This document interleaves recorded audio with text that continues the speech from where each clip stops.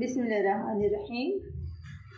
علامہ اقبال قومی شاعر، مصور پاکستان، ایک مفکر اور فلسفی تھے۔ یہاں ان کی زندگی کے بے شمار واقعات میں سے چند پیش کیے جا رہے ہیں۔ ایک دفعہ راجا نریندر ناتھ نے علامہ اقبال کو دعوت پر مدعو کیا۔ علامہ اقبال جب وہاں پہنچے تو دیکھا کہ کمرے میں ہرن کی کھالیں بچھی ہوئی ہیں۔ علامہ اقبال نے ان سے بچ بچ کر گزرنے لگے۔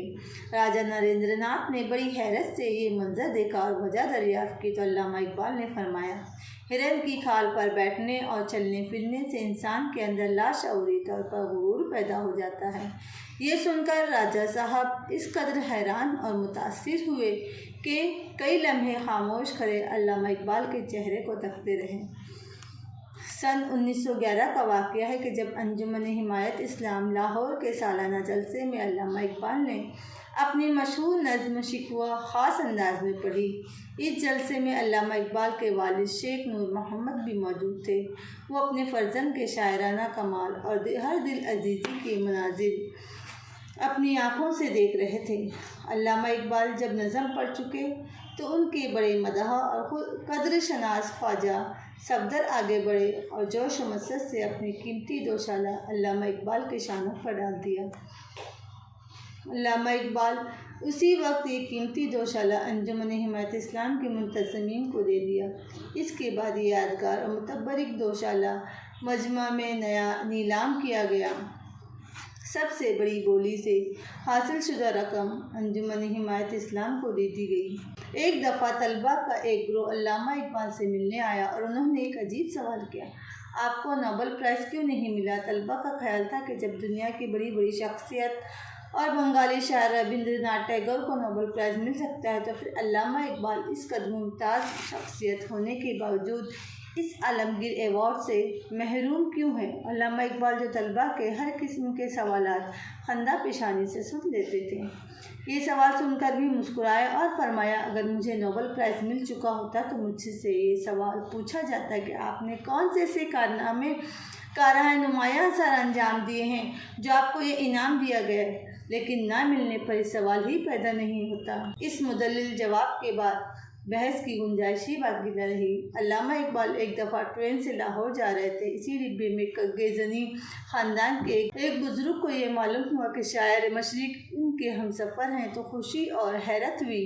علامہ اقبال نے بڑی گرم جوشی سے ان سے ہاتھ ملایا اور سگریٹ کی ڈبی پیش کی۔ بزرگ نے وہ سگریٹ لے کر سلگانے کی بجائے جیب میں رکھ لی۔ علامہ اقبال نے حیرت سے وجہ دریافت کی تو بزرگ نے کہا، یہ متبرک سگریٹ میرے خاندان میں یادگار کے طور پر محفوظ رہے گی۔ علامہ اقبال نے مسکراتے ہوئے دوسری سگریٹ پیش کی اور فرمایا، اچھا تو اسے شوق فرمائیے، لیکن بزرگ نے سلگانے کی بجائے وہ بھی جیب میں رکھ لی۔ علامہ اقبال مسکرائے اور خاموش ہو گئے۔ علامہ اقبال اور دکن کے مہاراجا سر کرشن پرساد کے درمیان بہت پرخلوص مراسم تھے۔ ایک دفعہ علامہ اقبال حیدرآباد دکن تشریف لے گئے اور مہاراجا کے یہاں قیام فرمایا۔ مہاراجا نے علامہ اقبال کی میزبانی اپنی حیثیت کے مطابق امیرانہ طرز پر کی۔ وہیں ایک صاحب پرانی وضع کا انگرکھا مغلئی پائجامہ اور دوپلی ٹوپی پہنے یکے پہ سوار علامہ اقبال سے ملنے آیا۔ علیک سلیک کے بعد مصافحہ ہوا اور دوران گفتگو پتہ چلا کہ وہ صاحب مغلیہ خاندان کے شہزادے ہیں اور کافی عرصے سے علامہ اقبال سے ملاقات کے خواہش مند تھے۔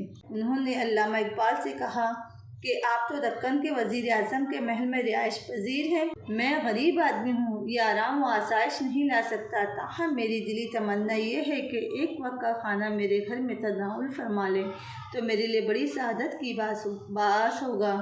علامہ اقبال نے دعوت قبول کر لی اور مقررہ وقت پر مغل شہزادے کے یہاں پہنچے۔ وہ صاحب اپنے دروازے پر تنہا علامہ اقبال کے استقبال کے لیے موجود تھے۔ ان کے خلوص اور محبت کا یہ علم تھا کہ گویا واقعی علامہ اقبال کی راہوں میں آنکھیں بچھا دی ہوں۔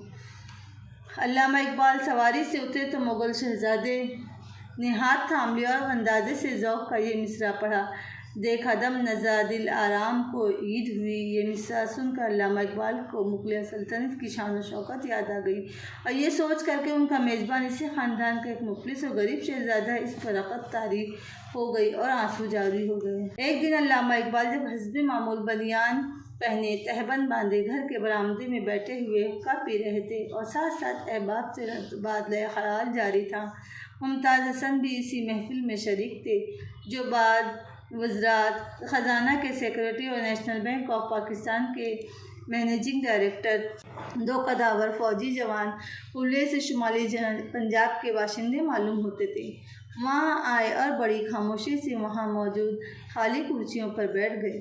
تھوڑی دیر بعد ان میں سے ایک نے ممتاز حسن سے پوچھا، ترجمان حقیقت سر ڈاکٹر علامہ اقبال بیرسٹریٹ لا ممبر پنجاب قانون ساز کونسل کہاں ہے؟ ممتاز صاحب کو اس سوال پر بے اختیار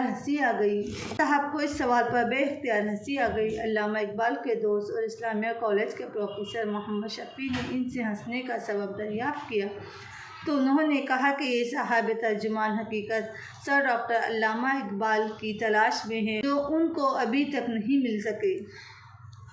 اس پر محمد شفیع صاحب نے نوجوانوں کی جانب دیکھا اور علامہ اقبال کی جانب اشارہ کر کے کہا کہ کون ہے؟ اس پر محفل میں قہقہہ بلند ہوا اور ان قہقہہ لگانے والوں میں خود علامہ اقبال بھی شامل تھے۔ اس قہقہے کے اندازے سے وہ فوجی سمجھ گئے کہ ترجمان حقیقت علامہ اقبال وہی ہیں جو اس قدر قلندرانہ شان و سادگی سے ان کے سامنے بیٹھے ہیں۔ قیام پاکستان سے قبل ریاستوں کے حکمران بظاہر آزاد لیکن اصل میں انگریزوں کے ماتحت تھے۔ ریاست کے وزیر اعظم کی تقرری وائسرائے ہند کے حکم سے ہوتی ہے۔ ریاست کے وزیر اعظم کی تقرری وائسرائے ہند کے حکم سے ہوتی تھی۔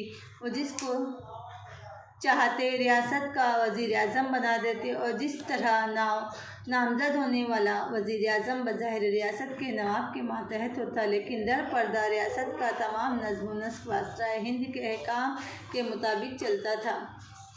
یوں وزیر اعظم کے ہاتھ میں نواب ایک کٹپلی بن جاتا تھا۔ ایک دفعہ ایک صاحب جو ریاست بہاولپور کے وزیر اعظم نامزد کیے گئے تھے، ان کی نواب بہاولپور سے بالکل نہیں بنتی تھی۔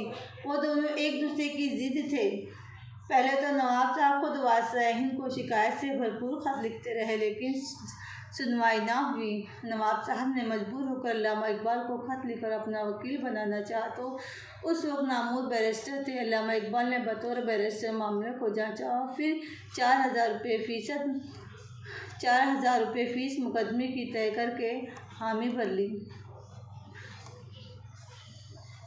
چنانچہ علامہ اقبال لاہور سے دہلی روانہ ہوئے اور اسٹیشن سے سیدھے وائسرائے ہند کے دفتر میں جا پہنچے اور سیکرٹری کو اپنا کارڈ دکھایا۔ سیکرٹری نے کہا، اصول یہ ہے کہ آپ اپنا نام رجسٹر پر لکھ دیں اور یہ رجسٹر اندر بھیج دوں گا۔ جسے بلانا مقصود ہوتا ہے اسی کو بلایا جاتا ہے، لہٰذا آپ بھی کارڈ دینے کی بجائے نام لکھ دیں۔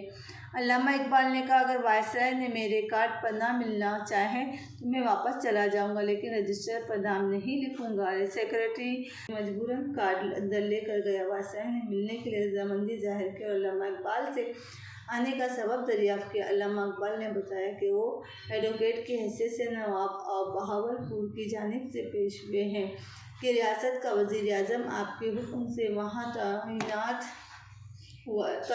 ہوا ہے۔ نواب صاحب اور اس کے درمیان اختلافات میں جس سے ریاستی امور تعطل کا شکار ہو رہی ہے۔ وائسرائے نے کہا کہ تعیناتی اصول و ضوابط کے مطابق ہوئی ہے اور نواب صاحب کو پسند کرنا چاہیے۔ علامہ اقبال نے فرمایا، معاملہ بالکل معمولی ہے۔ حکمران کی سیاست کا مقصد یہ ہونا چاہیے کہ وائسرائے اور ریاست کے درمیان تعلقات خوشگوار ہوں، لیکن وزیر اعظم کی دراندازی اور ناقبولیت کی وجہ سے اس عظیم مقصد کو نقصان پہنچے گا۔ آپ کو اپنی پالیسی کی مرکزی قوت بحال رکھنے کے لیے ایک ایسے نازک مسئلے پر وزیر اعظم کی حمایت ترک کر دینی چاہیے اور کوئی ایسا شخص متعین کرنا چاہیے جو نواب صاحب کو بھی پسند ہو۔ اس سے حکومتی پالیسی کو کوئی نقصان نہیں پہنچے گا بلکہ آپ کے وقار میں اضافہ ہوگا۔ آخر وائسرائے نے وزیر اعظم کی تبدیلی کا وعدہ کر لیا۔ جب یہ بات طے ہو گئی تو وائسرائے نے کہا کہ آپ پرسوں میرے ساتھ ڈنر کریں۔ علامہ اقبال نے کہا کہ مجھے تو آج لاہور جانا ہے۔ وائسرائے نے کہا، اچھا چلے، کل ہی صحیح۔ اقبال نے فرمایا لیکن مجھے تو وائسرائے نے کہا کہ میری خواہش تھی کہ آپ کے ساتھ کھانا کھاتا ہوں، مجھے اس سے خوشی ہوتی ہے۔ علامہ اقبال نے فرمایا کہ اگر یہ خواہش ہے تو آج بھی پوری ہو سکتی ہے۔ چنانچہ اسی روز دوپہر کا کھانا وائسرائے کے ساتھ تناول فرمایا اور لاہور چلے آئے۔ علامہ اقبال کے خادم علی بخش کے سامنے علامہ اقبال کے ساتھ ایک ایسا واقعہ پیش آیا جس کو وہ پوری عمر یاد کرتے رہے۔ وہ کہتے ہیں کہ ایک دفعہ میری خدمات سے خوش ہو کر فرمائے کہ علی بخش بتاؤ میں تمہیں ایسا کیا دوں کہ تم خوش ہو جاؤ۔ میں نے کہا کہ اس رات آپ کے ساتھ جو معاملہ پیش آیا تھا اور میں نے اس کے بارے میں سوال کیا تھا۔ علامہ اقبال نے فرمایا کہ میں تمہیں اس شرط پہ بتاتا ہوں کہ میری زندگی میں تم کسی کو نہیں بتاؤ گے۔ کچھ واقعہ یوں ہے کہ ایک رات نصف شب کے قریب علامہ اقبال بستر پر بے چینی اور اضطراب سے کروٹیں بدل رہے تھے۔ اچانک اٹھ کھڑے ہوئے اور گھر کے اس دروازے کی طرف گئے جو میکلوڈ روڈ کی طرف کھلتا ہے۔ علی بخش بھی پیچھے گیا۔ اتنے میں پاکیزہ اور خوبصورت لباس والے بزرگ اندر داخل ہوئے۔ علامہ اقبال ان کو اندر لے آئے اور ان کو پلنگ پر بٹھا کر خود نیچے بیٹھ گئے اور ان کے پاؤں دبانے لگے۔ علامہ اقبال نے بزرگ سے پوچھا کہ آپ کے لیے کیا لاؤں؟ بزرگ نے کہا کہ دہی کی لسی بنا کر پلا دو۔ آپ نے مجھے بازار سے لسی لانے کا حکم دیا۔ میں حیران تھا کہ اس وقت لسی کہاں سے لاؤں، لیکن جیسے ہی گھر سے باہر نکلا ایک بازار دکھائی دیا جو میں نے پہلے نہیں دیکھا تھا۔ بازار میں ایک لسی والے کی دکان نظر آئی۔ اس کے پاس گیا تو اس نے جگ لے کر دھویا اور پھر لسی بنا کر دی۔ پیسے پوچھے تو کہا علامہ صاحب سے ہمارا حساب کتاب چلتا رہتا ہے۔ میں واپس آ گیا اور جگ علامہ اقبال کو پیش کیا۔ انہوں نے ایک گلاس بھر کر بزرگ کو دیا۔ انہوں نے پھر پی لیا۔ دوسرا پیش کیا، انہوں نے وہ بھی پی لیا اور جب تیسرا گلاس بھرا تو بزرگ نے کہا خود پی لو۔ کچھ دیر بعد بزرگ اٹھ کر چل دیے۔ علامہ اقبال بھی ان کو دروازے تک پہنچانے گئے، میں بھی ان کے پیچھے گیا۔ وہ بزرگ گھر سے نکلنے کے بعد کچھ دیر بعد اچانک غائب ہو گئے اور باہر وہ بازار بھی نہ تھا جہاں سے میں لسی لایا۔